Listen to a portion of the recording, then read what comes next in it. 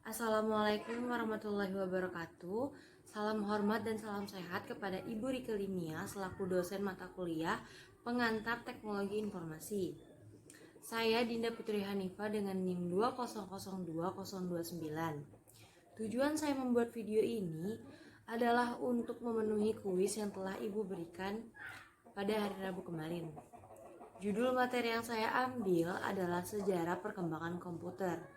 Langsung saja, saya akan membahas tentang apa itu komputer. Komputer adalah sebuah alat yang dipakai untuk mengolah data menurut prosedur yang telah dirumuskan. Komputer tidak berdiri sendiri, melainkan terdiri dari kumpulan beberapa komponen seperti monitor, CPU, keyboard, mouse, printer, dan alat pelengkap lainnya. Sebelum melangkah lebih jauh mengenai sejarah perkembangan komputer, kalian tentunya juga harus tahu siapa penemu komputer pertama kali. Ia adalah Charles Babbage, seorang ilmuwan matematika yang berasal dari Inggris.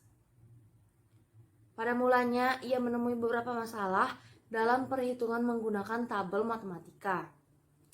Hal ini membuatnya berinovasi untuk menciptakan alat yang bisa meminimalisir kesalahan dalam proses hitung.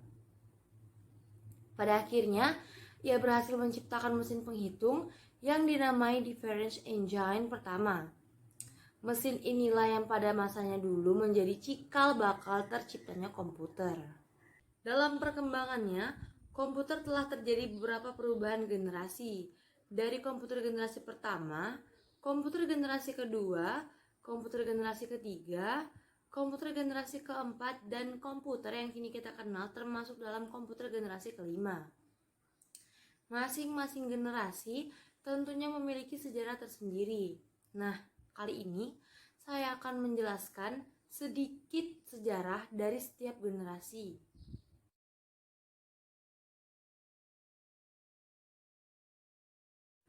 Komputer generasi pertama dibuat dengan menggunakan tabung vakum sebagai komponen dasar pembuatannya. Tabung vakum ini dianggap tidak efisien karena cepat panas dan memerlukan daya listrik yang sangat besar. Electronic Numerical Integrator and Computer atau bisa disingkat sebagai ENIAC merupakan salah satu contoh komputer generasi pertama dari J. Presper Eckert. Dan John Mauchly membangun ENIAC menggunakan 18.000 tabung vakum di University of Pennsylvania. ENIAC sendiri telah dirancang sejak tahun 1942 dan baru dibuat di tahun 1943 dan selesai pada 1946. Dalam pengoperasiannya, ENIAC memerlukan daya listrik yang sangat besar yaitu 140 kW. Bahasa yang digunakan pada komputer generasi pertama ini adalah bahasa mesin. Bahasa ini menjadi bahasa dasar dalam pemrograman dan hanya dimengerti oleh komputer saja.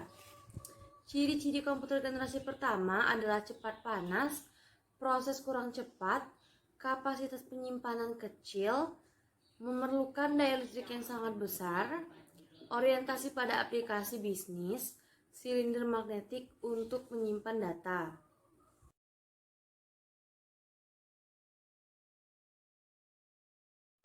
Selanjutnya adalah komputer generasi kedua.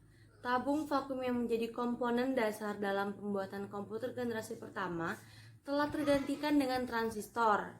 Penggantian komponen ini dilakukan karena transistor dianggap lebih efisien dibandingkan dengan tabung vakum. Dengan menggunakan transistor, ukuran komputer pun menjadi lebih kecil. Daya listrik yang digunakan untuk pengoperasiannya pun lebih kecil. Teknologi ini pertama kali digunakan pada superkomputer dengan nama Sprayran dan Stretch.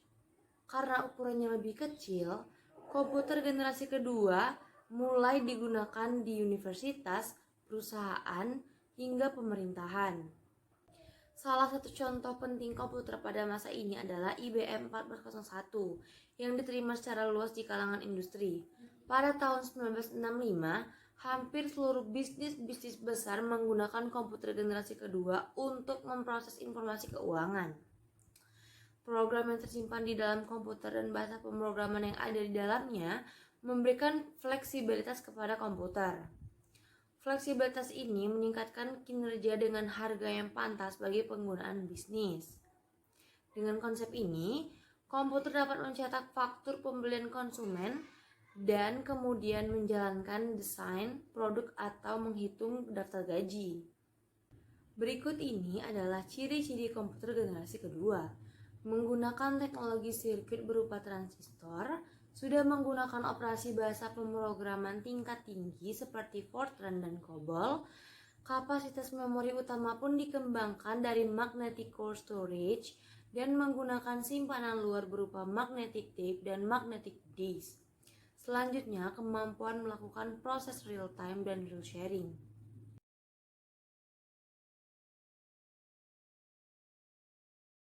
Selanjutnya kita akan membahas komputer generasi ketiga. Komputer ini dibuat menggunakan Integrated Circuit atau IC. Meskipun IC sebagai komponen dasar utama, transistor masih tetap digunakan, tetapi ukurannya diperkecil. Pada generasi inilah pertama kali digunakannya keyboard dan monitor dengan tampilan sistem operasi. Selain itu, biaya yang dikeluarkan untuk membuat komputer generasi ketiga ini jauh lebih murah hingga dapat dijangkau oleh masyarakat umum. Bisa kita bandingkan dengan pendahulunya, komputer telah mengalami perubahan yang sangat pesat dari segi ukuran, daya listrik yang digunakan, hingga biaya pembuatan. Seorang insinyur di Texas Instruments bernama Jack Kilby mengembangkan sirkuit integrasi atau integrated circuit di tahun 1958. IC dapat mengkombinasikan 3 komponen elektronik dalam sebuah piringan silikon yang kecil terbuat dari pasir kuarsa. Kemudian para ilmuwan berhasil memasukkan lebih banyak komponen-komponen ke dalam suatu chip tunggal yang dinamakan semikonduktor, sehingga menghasilkan sebuah komputer yang semakin kecil karena komponen yang ada di dalamnya dapat dipadatkan dalam chip. Kemajuan komputer generasi ketiga yang lain adalah penggunaan sistem operasi atau dalam bahasa Inggrisnya operating system, yaitu suatu sistem yang memungkinkan mesin dapat menjalankan berbagai program yang berbeda secara bersamaan dengan sebuah program utama yang mengawasi atau memonitor dan mengkoordinasi memori mesin komputer. Ciri komputer generasi ketiga adalah komponen yang digunakan sudah integrated circuit, peningkatan dari softwarenya, pemrosesan lebih cepat, kapasitas memori lebih besar, penggunaan listrik lebih hemat, bentuk fisik lebih kecil, dan harga yang semakin murah.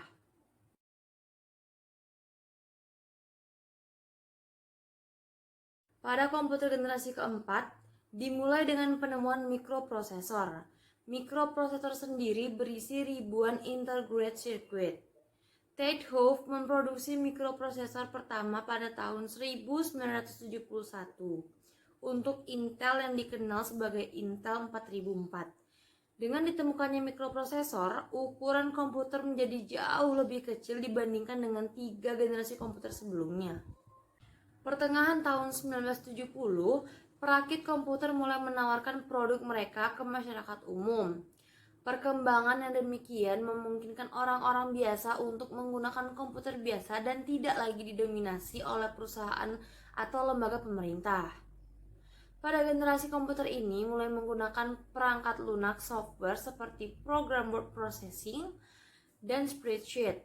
Bahkan pada tahun 1980, komputer sudah dapat diprogram untuk video game seperti Atari 2600. Pada tahun 1981, IBM memperkenalkan penggunaan personal computer atau PC untuk penggunaan di rumah, kantor, dan di sekolah. Jumlah PC yang digunakan melonjak dari 2 juta unit pada tahun 1981 menjadi 5,5 juta unit pada tahun 1982. 10 tahun kemudian, 65 juta unit PC digunakan. Komputer melanjutkan evolusinya menuju ukuran yang lebih kecil dari komputer yang berada di atas meja. Desktop komputer menjadi komputer yang dapat dimasukkan ke dalam tas seperti laptop, atau bahkan komputer yang dapat digenggam, palm top. IBM PC bersaing dengan Apple Macintosh dalam memperebutkan pasar komputer. Apple Macintosh menjadi terkenal karena mempopulerkan sistem grafis pada komputernya. Sementara saingannya masih menggunakan komputer yang berbasis teks. Macintosh juga mempopulerkan penggunaan piranti mouse. Pada masa sekarang, kita mengenal perjalanan IBM kompatibel dengan pemakaian CPU IBM PC 486, Pentium, Pentium 2, Pentium 3, Pentium 4, serial dari CPU buatan Intel. Juga kita kenal AMD ke-6, Athlon, dan sebagainya. Ini semua termasuk dalam golongan komputer generasi keempat.